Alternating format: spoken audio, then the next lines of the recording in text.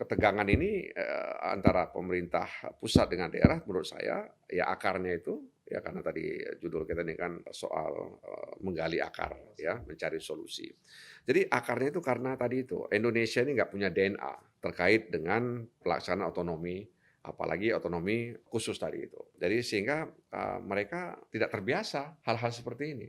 Nah, apalagi saya juga harus sampaikan pejabat-pejabat di pusat yang dulu membahas undang-undang PA sudah nggak ada lagi sekarang, sudah tidak ada lagi mereka.